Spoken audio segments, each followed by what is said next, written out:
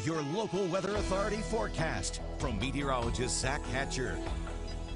Well, after temperatures made it to the 80s today, we're already down to 60 degrees in Pontiac. Clear skies, everything's good for now, but storms moving in shortly. It's 67 in Peoria, 64 in Macomb, and 68 in Galesburg. Clear skies for most of us here on the 3-hour satellite and radar loop, but if you expand the view, a few showers have started to work their way into parts of Iowa, just some light showers. We'll see that activity increase as we head through the overnight. It's going to be along this warm front here, driven by the low pressure at the surface. These storms will be moving in somewhat of a squall line, pushing in before sunrise tomorrow. That is around 7 a.m., but it will be weakening as it approaches, so that's some good news there. So here's about 5 a.m. to 7 a.m. as it begins moving from Kewanee over to the Peoria metro area. Notice those brighter colors there. Could be some isolated hail, maybe an isolated downpour or two, but we do need that rain because drought continues across the area. Temperatures tonight cooling off to around 63 in Peoria, low 60s to some upper 50s. It will be a cool start for Sunday, but the rain does begin to fizzle out after about 11 a.m. or noon. We'll get the dry window throughout much of the afternoon, but as long as that warm front's to our north, winds will be out of the southwest. We'll be in that warm and moist sector, which means storms will still have some energy to feed off of. Here comes the cold front moving in late Sunday night through Monday morning, and that's going to bring an end, at least for now, to those storms, but more storms and a really rainy pattern is going to be setting up, so you'll want the rain gear as you head off to work most days this week and also probably coming home from work.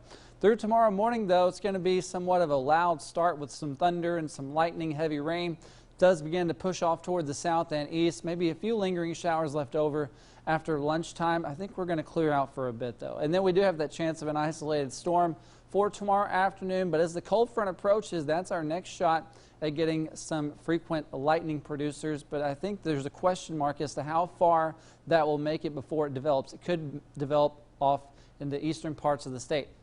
Here's how much rainfall we're looking at. We do need the rain very badly, so check this out. Up to ½ an inch to an inch of rain in some spots. Mainly that higher rainfall stuff's going to be off toward the north and west. Temperatures tomorrow, I think, will rebound to around 89 in Peoria, so another toasty and somewhat muggy day with heat indices approaching 95 degrees.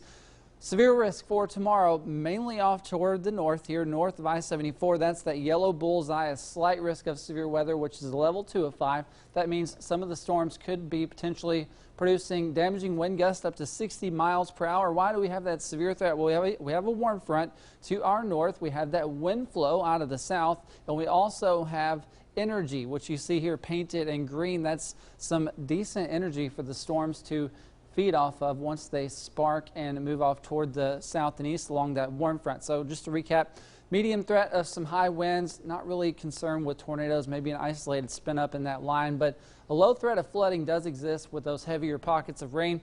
You'll notice one thing though for sure, wind speeds tomorrow up near 22 miles per hour. That's sustained with wind gusts up to 35, so it will be a windy day.